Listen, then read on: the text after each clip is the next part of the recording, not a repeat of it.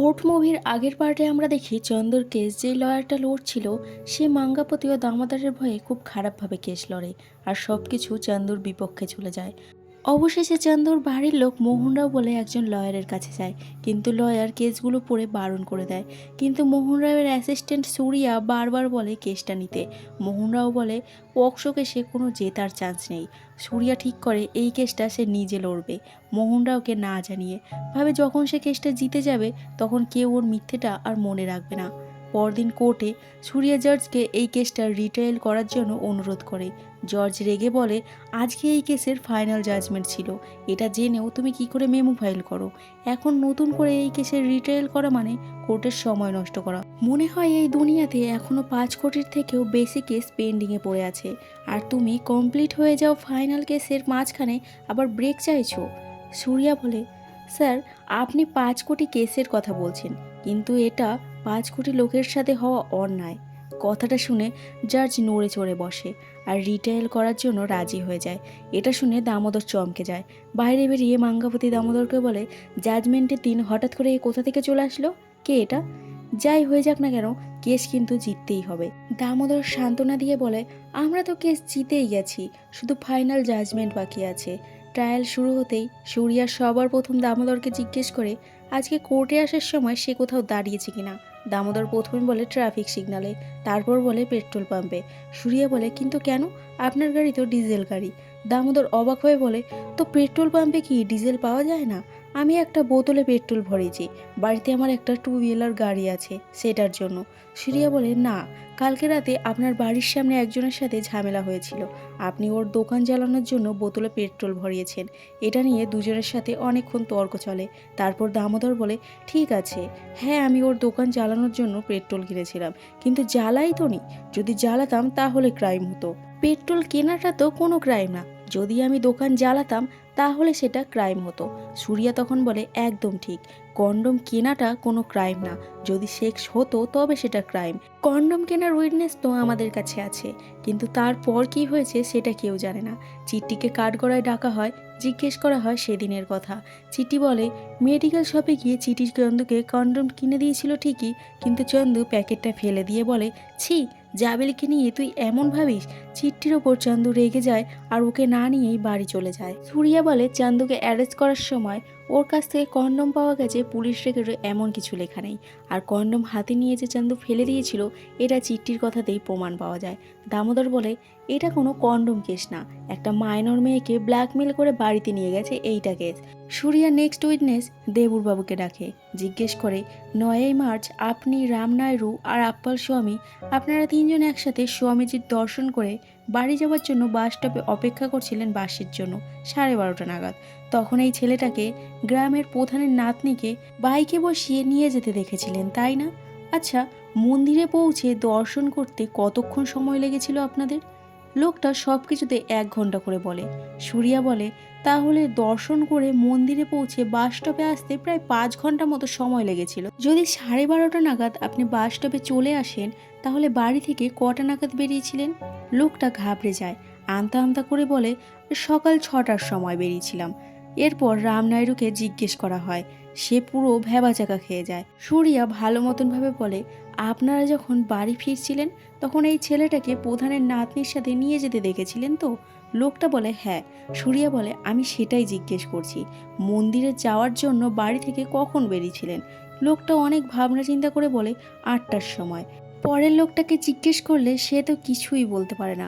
সুরিয়া জর্জকে বলে, স্যার, একটা ছেলে একটা মেয়েকে গাড়ি করে নিয়ে যাওয়ার সময় তাদের জামা ও গাড়ির কালার এদের মনে আছে, কিন্তু দর্শন করতে কতক্ষণ সময় লেগেছে, বাড়ি থেকে কখন বেরিয়েছে, সেই ধরনের বেসিক প্রশ্নের উত্তর এদের জানা নেই। সুরিয়া জাবেলির বান্ধবী নিত্যার একটা ভিডিও স্টেটমেন্ট দেখায়, যেখানে নিত্যা বলে ওরা দুজনে একসাথেই পড়াশোনা করে। সেদিন ক্লাসের পর অটো নিয়ে একটা দোকানের কাছে যায়, সেখান থেকে হেঁটে ফিরছিল।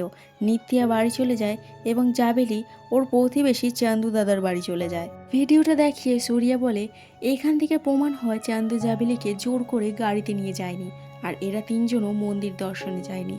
Section 366A, 354A, 354B, 354C, 354D এই সব সেকশন মেডিকেল শপের অর্ধেক সত্য ও বাস স্টপের পুরো মিথ্যের উপর অ্যাট্রাক সেকশন। আমার অনুরোধ এই সব সেকশন ডিসমিস করা হোক। কোর্টের বাইরে দামোদর সুরিয়ার কাছে এসে বলে, কিছু অফার কখনো না বলতে নেই। এই কেসটার জন্য ওরা তোমাকে কি দিচ্ছে জানি না, কেসটা জিতলে তুমি কি পাবে সেটাও আমি জানি না, কিন্তু কেসটা ছাড়ার জন্য তুমি কি চাও বলতে পারো।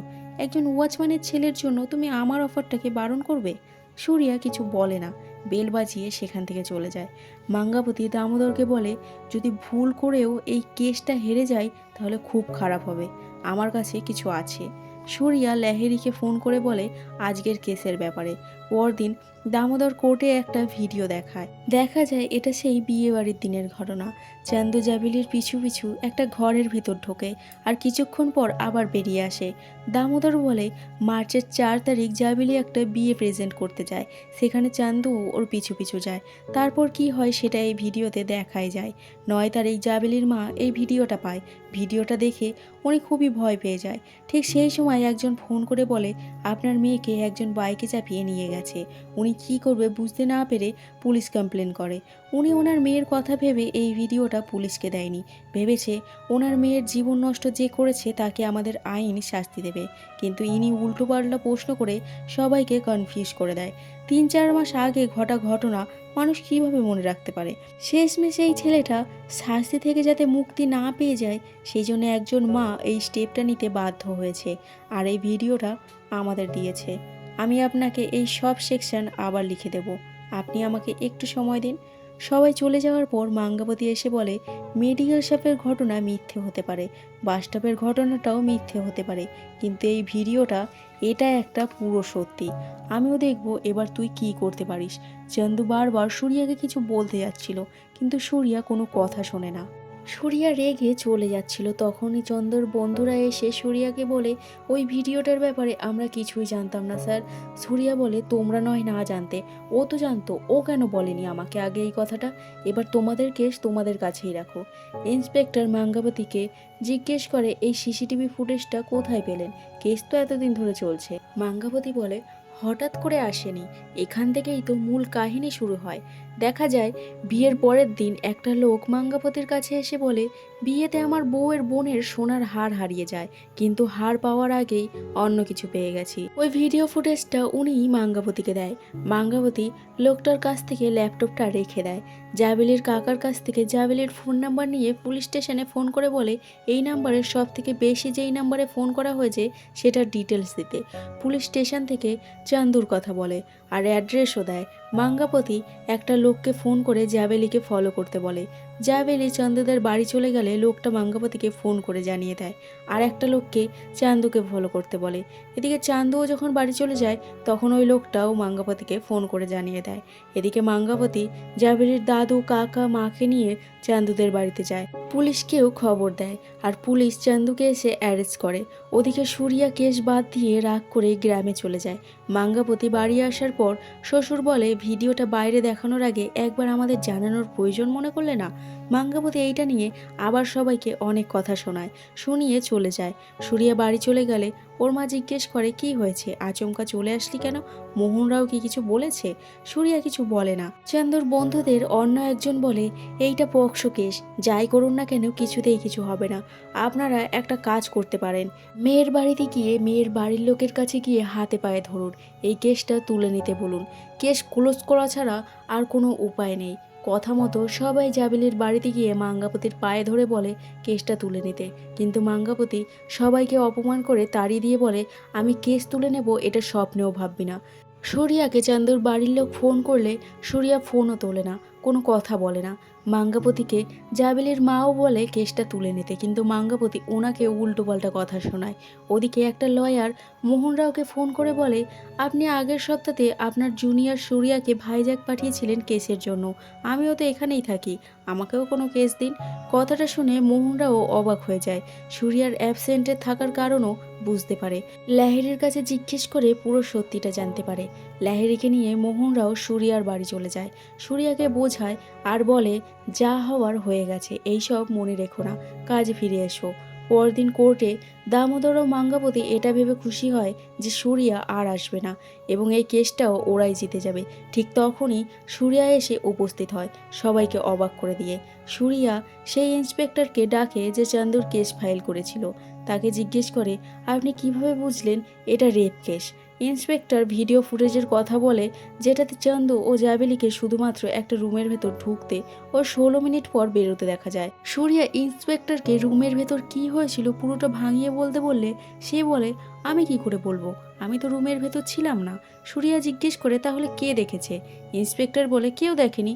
সুরিয়া বলে, যখন কেউ দেখেইনি তাহলে ওই রুমের ভেতর যে সেক্স হয়েছে এটা কনফার্ম কিভাবে হলো, আর রেপের চার্জেস কিভাবে দেওয়া হলো? ইন্সপেক্টর বলে, একটা ছেলে একটা মেয়েকে নিয়ে রুমের ভেতর ঢুকে কি করতে পারে সেটা আমরা সবাই জানি এবং বুঝি, আর এটা একটা বাচ্চাও বলতে পারবে। সুরিয়া বলে, আপনার জানা বোঝাতে কিচ্ছু যায় আসে না, এটা কোর্ট, এখানে প্রমাণ চাই। একটা বাচ্চাও যদি দেখে থাকে তাকে বলতে হবে এখানে এসে। এরপর জাবেলির মাকে জিজ্ঞেস করা হয়, ভিডিওটা দেখার পর আপনি আপনার মেয়েকে কি জিজ্ঞেস করেছেন রুমের ভেতর কি হয়েছিল? উনি বলে, সে জাবেলিকে কিছুই জিজ্ঞেস করেনি। সুরিয়া জার্জকে বলে, ভিডিওটা দেখার পর জাবেলিকে কেউ কিছুই জিজ্ঞেস করেনি, সবাই নিজের মতোই ভেবে নিয়েছে। দামোদর বলে, জাবেলির মেন্টাল হেলথ খারাপ হয়ে গেছে ওই ঘটনার পর থেকে, সেই জন্য ওকে কিছু জিজ্ঞেস করা হয়নি। সুরিয়া কোর্টে রিকোয়েস্ট করে বলে, জাবেলির কাছে জিজ্ঞেস করা হয়নি ঠিকই, কিন্তু চান্দুকে ইন ক্যামেরা প্রসেসে জিজ্ঞেস করা হোক সেদিন কি হয়েছিল। জাজ পারমিশন দেয়। চান্দুর কাছে জানার পর সুরিয়া বলে, অ্যারেস্ট করার পর দিন থেকে জাবেলির সাথে কেউ দেখা করেনি, সুতরাং চান্দুর বলা এই কথাগুলো জাবেলির জানার কথা না। কিন্তু চান্দু এখন যেটা বলল সেটা সত্যি না মিথ্যে সেটা শুধুমাত্র জাবেলি জানে। আর প্রসিকিউটর ক্লেম অনুযায়ী জাবেলি এখন মেন্টালি ডিস্টার্ব। সুরিয়া জাবেলির ডক্টরকে ডেকে নেওয়ার পারমিশন চায়। ডাক্তার কাছে জানতে চায় জাবেলির কি হয়েছে।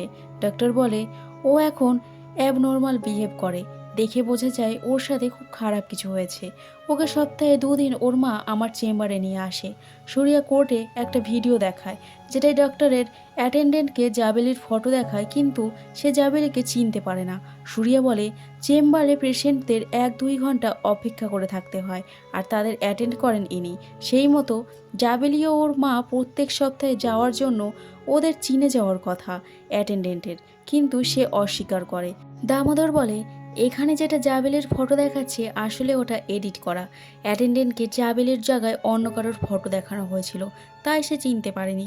উনি কনফিউজ হয়ে গেছিল। সুরিয়া শাম্বা মূর্তিকে ডেকে পাঠানোর অনুরোধ করে। শাম্বা মূর্তি আসলে তাকে যখন জাবেলের ফটো দেখায় সে শটাং অস্বীকার করে বলে, না, আপনি আগের দিন আমাকে অন্য ফটো দেখিয়েছিলেন, এটা দেখাতেন তো আমি ফট করে চিনে যেতাম। এ তো প্রত্যেক সপ্তাহে মায়ের সাথে আমাদের চেম্বারে আসে। জর্জ আগস্টের 30 তারিখের আবার ডেট দেয়। দামোদর চলে যাচ্ছিল, জর্জ আবার দামোদরকে ডেকে পাঠায়। দেখা যায় সুরিয়া দুটো মহিলার ফটো শাম্বামূর্তিকে দেখিয়ে জিজ্ঞেস করে, এখানের মধ্যে জাবেলির মা কোনটা? সুরিয়া বলে, প্রত্যেক সপ্তাহে জাবেলি যদি ওর মায়ের সাথেই চেম্বারে যায় তাহলে শাম্বামূর্তির জাবেলির মাকেও চেনা উচিত। শাম্বামূর্তি প্রথমে একজনের ছবি দেখায়, যেটা ছিল চান্দুর মা। আবার দ্বিতীয় জনের ছবিটা দেখিয়ে বলে, আসলে আমার মাথাটা গুলিয়ে গেছিল, এইটা জাবেলির মা, কিন্তু দ্বিতীয়টা ছিল সুরিয়ার মা। সুরিয়া বলে, জাবেলির মায়ের কোনো ফটোই আমার কাছে নেই। আমি শাম্বা মূর্তির নাম লিস্টে ইচ্ছে করেই রাখিনি, কারণ জানতাম আগে জানলে এনাকেও কিনে নেবে, কিন্তু এটা ভাবতে পারিনি ইনি আসা মাত্রই কোর্টের বাইরেই এনাকে কিনে নিয়েছে। আসলে জাবেলির কোনো মেন্টালি প্রবলেমই নেই, এই পুরোটাই মিথ্যে। জাবেলির নিজের স্টেটমেন্ট দেওয়ার জন্য পুরো সুস্থ আছে, এই জন্য আমি অনুরোধ করছি জাবেলিকে কোর্টে নিয়ে এসে নিজের স্টেটমেন্ট দেওয়ার জন্য। জর্জ জাবেলিকে কোর্টে নিয়ে আসার আদেশ দেয়। বাইরে বেরিয়ে দামোদর মাঙ্গাপতিকে বলে, আমাদের কাছে দুটোই অপশন আছে, এক তো জাবেলিকে কোর্টে এনে আমাদের হয়ে কথা বলতে হবে, আর দ্বিতীয়ত আমাদের এই কেসটা তুলে নিতে হবে। মাঙ্গাপতি বাড়ি গিয়ে জাবেলির মাকে বলে জাবেলিকে কোর্টে ডেকেছে, আর জাবেলিকেও শিখিয়ে দেয় যে কোর্টে গিয়ে বলতে চান্দু ওর সাথে খুব খারাপ কিছু করেছে। পরদিন কোর্টে গিয়ে একটা মিসিং কমপ্লেন দিয়ে দামোদর বলে, আজকে জাবেলির কোর্টে আসার কথা ছিল, কিন্তু সে আজকে সকাল থেকেই মিসিং। এটা শুনে কোর্টের সবাই অবাক হয়ে যায়। দেখা যায় জাবেলি ওর মাকে নিয়ে যখন কোর্টে আসছিল, মাঙ্গাপতি ওদের বলে আজকে কোর্ট বন্ধ, কোর্টে যেতে হবে না। কিন্তু জাবেলির মা কোর্টে ফোন করে জানে মাঙ্গাপতি মিথ্যে বলছে, কোর্ট খোলাই আছে। আর জাবেলিকে নিয়ে কোর্টে পৌঁছায়। ওদের দুজনকে দেখে মাঙ্গাপতি পুরো অবাক হয়ে যায়। জাবেলিকে ইন ক্যামেরা প্রসিজারে জিজ্ঞেস করা হয় সেদিন রুমে কি হয়েছিল। জাবেলি বলে, আমি চন্দুকে রুমের ভেতর নিয়ে এসেছিলাম আর বলেছিলাম নিচে এক্ষুনি বিয়ের মন্ত্র পড়া শুরু হয়ে যাবে, পণ্ডিত যা যা করতে বলবে আমরাও এখানে বসে তাই তাই করব। আমরা বিয়ের প্র্যাকটিস করছিলাম, তারপরেই সেখান থেকে বেরিয়ে চলে আসি। সুরিয়া বলে, চান্দু যেই কথাটা বলেছিল আর জাবেলি যেটা বলল দুটোই একই, আর এটাই সত্যি। এখানে কোনো রেপ হয়নি, না কোনো ব্ল্যাকমেল, না কোনো কিডন্যাপিং, এই সব কিছুই মিথ্যে। এর মধ্যে যদি কিছু সত্যি থেকে থাকে সেটা শুধুমাত্র এদের একে অপরের প্রতি ভালোবাসা। ভিকটিমের মাইনর হওয়ার জন্যই আমার ক্লায়েন্টের ওপর এই ধরনের মিথ্যে কেস দেওয়া হয়েছিল। এই সব কিছুর মধ্যে চান্দুর একটাই ভুল হয়েছিল যে ওর গার্লফ্রেন্ডের ডাকাতেই ওই রুমে চলে গেছিল। তারপরই এটা এত বড় ঘটনায় পাল্টে যাবে সেটা ও নিজেও জানতো না, আর জানার কথাও না। বাচ্চাদেরকে কোথাও কখনো এইসব আইনের ব্যাপারে জানানো হয় না। আমি মনে করি স্কুলে পড়াশোনার পাশাপাশি আইনের ব্যাপারেও শেখানো হোক। এখন জাবেলির বয়স 17 বছর 11 মাস 10 দিন। যদি এটা 20 দিন পর ঘটতো তাহলে এই কেসগুলো কিছুই হতো না। চান্দু নির্দোষ প্রমাণ হয়ে ছাড়া পেয়ে যায়। মিথ্যে কেস করার জন্য মাঙ্গাপতিকে কাস্টাডিতে নেওয়া হয়। চান্দু ছাড়া পেয়ে কোর্টের বাইরে বেরিয়ে ইমোশনাল হয়ে সুরিয়াকে জড়িয়ে ধরে। সুরিয়াও প্রথম কেস জিতে ইমোশনাল হয়ে যায়। দেখা যায় চান্দু এখন আবার পড়াশোনা শুরু করেছে। জাবেলিকেও ওর মা নতুন ক্লাসে ভর্তি করায়। সুরিয়াও আনন্দের সাথে মোহন রাওকে কপি দিয়ে জানায় সে কেস জিতে গেছে। চান্দু এখন আর বাইক নিয়ে যায় না, বাসে করেই যাতায়াত করে। সেদিন যখন বাস স্টপে চান্দু দাঁড়িয়েছিল, অপরদিকে জাবেলিকেও দাঁড়িয়ে থাকতে দেখে। জাবেলি চান্দুর কাছে এসে বলে, আজকে আমার 18th বার্থডে। চান্দু ইমোশনাল হয়ে জাবেলিকে জড়িয়ে ধরে। জাবেলিও ইমোশনাল হয়ে পড়ে। আর মুভিটি এখানেই শেষ হয়ে যায়।